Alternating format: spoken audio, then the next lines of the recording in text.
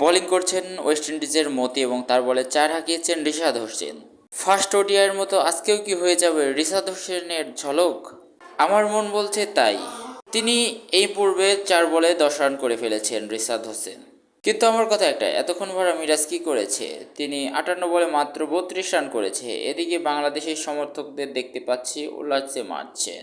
আমরা সেই দুর্দান্ত 4 মারার হাইলাইটসটি দেখলাম। অসাধারণ মেরেছেন রিশাদ হোসেন এবং মতি আরেকটি বল করলেন এবং রিশাদ হোসেন 6 মেরে দিল। অসাধারণ রিশাদ হোসেন, এক কথায় অসাধারণ অসাধারণ।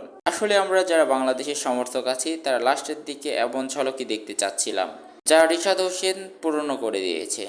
দুর্দান্ত অসাধারণ, যাই বলি না কেন কোনো কিছুতে কম হবে না।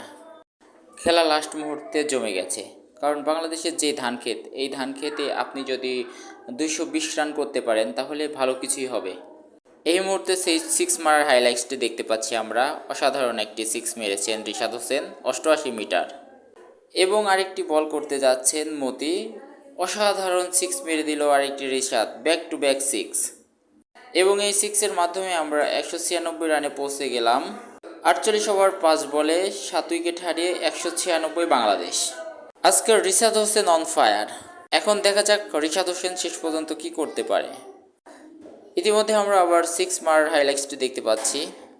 খুবই সুন্দর একটি 6 মেরেছেন রিশাদ হোসেন, যা চোখের শান্তি। পাওয়ার হিটিং কাকে বলে তা রিশাদ হোসেন দেখাচ্ছে। আর এই 6টি মেরেছে 91 মিটার।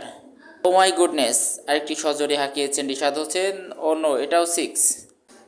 এরই মধ্যে দিয়ে রিশাদ হোসেন 11 বলে 31 রান করেছেন। ব্যাক টু ব্যাক 6 মারছে, মনে হচ্ছে 6-এর 20টি দেখতে পাচ্ছি আমরা। আজকে রিশাদ হোসেন যেভাবে খেলছে এভাবে খেললে তো হতোই। এখন আমার কথা, রিশাদ হোসেন যদি 50 করে তাহলে তো ভালোই হয়।